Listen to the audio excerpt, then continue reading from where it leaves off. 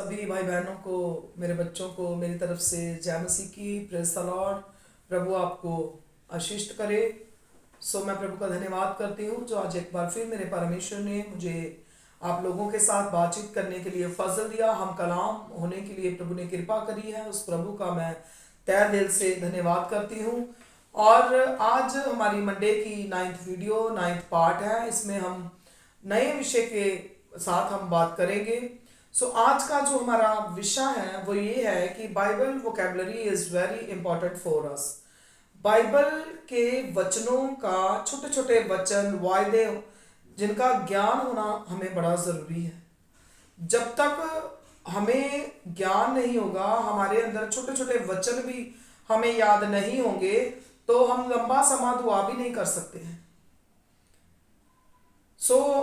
आज हम देखेंगे कि कैसे हमने जो दुआ है उसको हमने करना है वोकैबुलरी के साथ, वचनों के ज्ञान के साथ। जैसे कि पहला वचन हम देखेंगे, वह थके हुओं को बल देता है और निर्बलों की शक्ति को बढ़ाता है।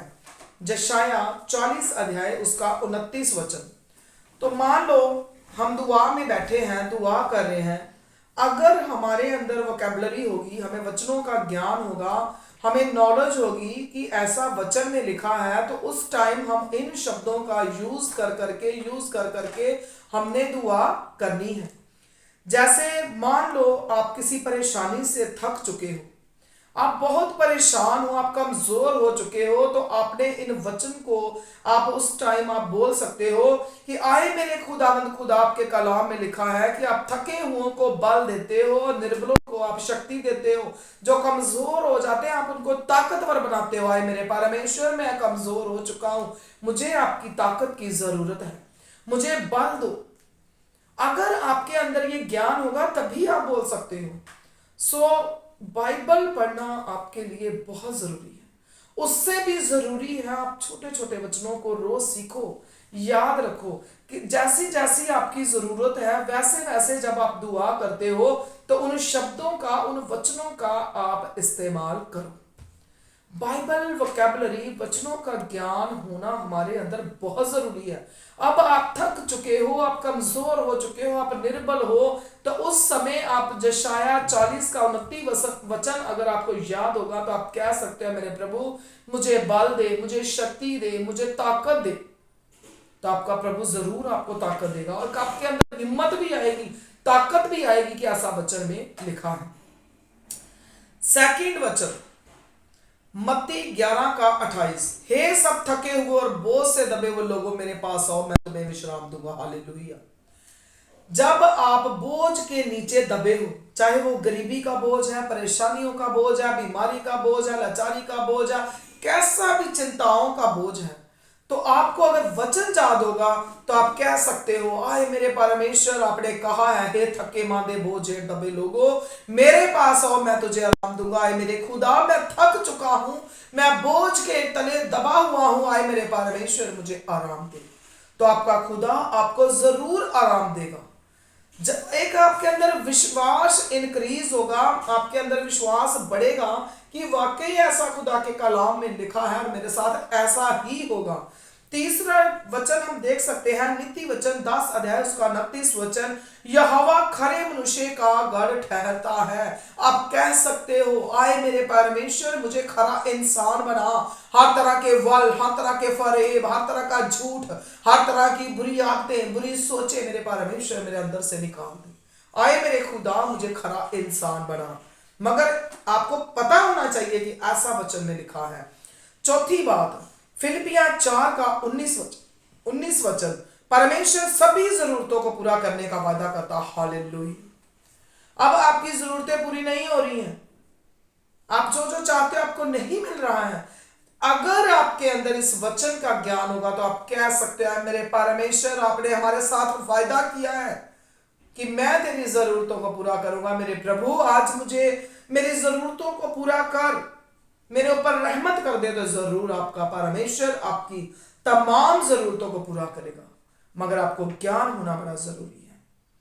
भजन संहिता 145 उसका 18 और 19 वचन जब आप पढ़ोगे तो उसमें लिखा परमेश्वर प्रार्थनाओं का उत्तर देने का वादा करता है। Hallelujah, praise the Lord. जब आप दुआ करते हो तो आपके अंदर इस वचन का ज्ञान होना चाहिए, सचमुच आज मैं जो भी मांगूंगा मेरा परमेश्वर मुझे देने की ताकत रखता है, मेरी दुआ का जवाब मुझे जरूर मिलेगा। हो ही नहीं सकता मेरी दुआ का जवाब ना मिले। मगर ऐसा आप तभी सोच सकते हो जब आपके अंदर इन वचनों की वोकैबुलरी होगी, आपको ये वचन आपको याद होंगे, आपको इनका ज्ञान होगा। छठवीं बात, रोमियो 8 का 28 वचन, परमेश्वर भलाई के लिए सब कुछ करने का वादा करता। हालेलुया, परमेश्वर आपके साथ भलाई करेगा, ऐसा हमारा खुदा का वादा हमारे साथ। हमने खरे इंसान बनना है, प्रभु की रजा मर्जी के अनुसार हमने चलना है। तब हम कह सकते हैं प्रभु जी आपने हमारे साथ भलाई करने के लिए हमसे वायदा किया, मेरे परमेश्वर प्रभु मेरे ऊपर कृपा कर। यहोशुआ 1 का 5 वचन जब आप देखोगे तो परमेश्वर साथ रहने का वायदा करता है, साथ रहने का। हमारा परमेश्वर हमारे साथ साथ रहने का वायदा करता है। ये भी शब्द हम दुआ में बोल सकते हैं। उसके बाद यूहन्ना 1 अध्याय उसका 9 वचन, परमेश्वर पाप से मुक्ति का वादा करता है। अगर आप पाप में हो तो आप कह सकते हो, आए मेरे परमेश्वर आपने कहा मैं तुझे हर तरह के पाप से मुक्त करूंगा। आए मेरे प्रभु ये पाप मेरी जिंदगी में, मेरे परमेश्वर मेरे ऊपर दया कर, रहम कर, ये पाप मेरी जिंदगी से हमेशा के लिए मिट जाए। हालेलुया। जब आप इस ज्ञान के द्वारा, इस वोकैबुलरी के द्वारा, इस वचन के द्वारा आप दुआ करोगे तो आपका परमेश्वर आपके ऊपर रहमत करेगा, आपके ऊपर फजल करेगा। निर्गमन 15 का 26 वचन जब आप देखोगे तो परमेश्वर हर तरह के रोगों से छुड़ाने का वादा करता है। Hallelujah, praise the Lord. सचमुच जब आप बीमारी में हो, परेशानी में हो, रोग आपको तड़पा रहे हैं, सता रहे हैं, बीमारियां आपके जिस्म में बहुत बढ़ गई हैं, तो आप उस टाइम कह सकते हो कि प्रभु आपने वायदा किया है कि मैं तुझे हर तरह की बीमारी से छुड़ाने की ताकत रखता हूं, मैं तुझे छुड़ाऊंगा। तो आप कह सकते हो, मगर कब कह सकते हो? जब आपको पता होगा कि ऐसा लिखा है, इस चीज की वोकैबुलरी, इस चीज का ज्ञान आपको होगा, तब आप इसको आप परमेश्वर से बात जब करते हो दुआ में, तब आप कह सकते हो। यशायाह 26 का 3 वचन में लिखा, परमेश्वर शांति का वादा करते। आप बेचैन हो चुके हो, आप बहुत ज्यादा चिंता में हो, टेंशन में हो, तो आप कह सकते हो, हाय मेरे परमेश्वर मुझे शांति दो, क्योंकि आपने वायदा किया मैं तुझे शांति दूंगा। 12वीं बात, यूहन्ना 3 का 16, परमेश्वर अनंत जीवन का वायदा करता है। 12वीं बात जो है 12 नंबर कि यूहन्ना 3 का 16, परमेश्वर अनंत जीवन का वायदा करता है। Hallelujah, praise the Lord. प्यारे अजीजों, सचमुच आपका परमेश्वर आपको हमेशा की जिंदगी देने का वादा करता है। अगर आपके अंदर ये 12 चीजों का ज्ञान होगा तो आप इनको बोल बोलकर आप अपनी जरूरत के अकॉर्डिंग आप दुआ कर सकते हो। Hallelujah, praise the Lord. वचनों का ज्ञान, बाइबल वोकैबुलरी हमारे अंदर याद होनी बहुत ही ज्यादा जरूरी हमारे लिए। जब हमें ये वचन याद होंगे, जब हम बोल बोलकर हम दुआ अपने परमेश्वर के सामने करेंगे, तो हम बहुत लंबा समय दुआ भी कर सकते हैं और हमारे अंदर विश्वास इंक्रीज होगा और हमारे अंदर इस चीज का ईमान बढ़ेगा कि वाकई जो मैंने मांगा है मेरा प्रभु मुझे देने जरूर देगा और प्रभु ने मेरे साथ वायदा किया है। मगर ये कब पॉसिबल है मेरे बहनों और भाइयों, मेरे बच्चों? जब आपके अंदर ज्ञान होगा, तब आप इन वचनों को बोल बोलकर आप खुदा से मांग सकते हो। मैं विश्वास करती हूं जब आप वचनों की वोकैबुलरी, जो वचन आप याद करोगे, वचनों को बोलकर, वायदों को बोलकर आप दुआ करोगे, तो खुदा आपको 1000 गुना अजर देगा, बहुत ज्यादा बरकत आपको मिलेगी।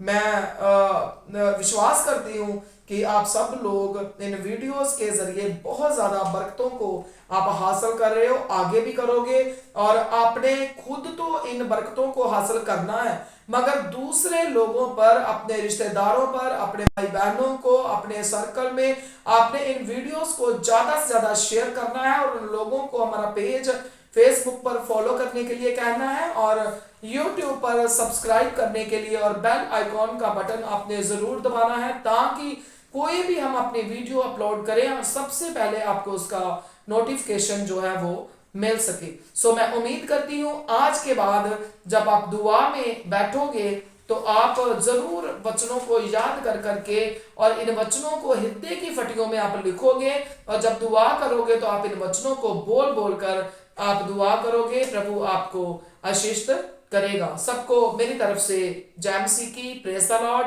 प्रभु आपको आशीष करे।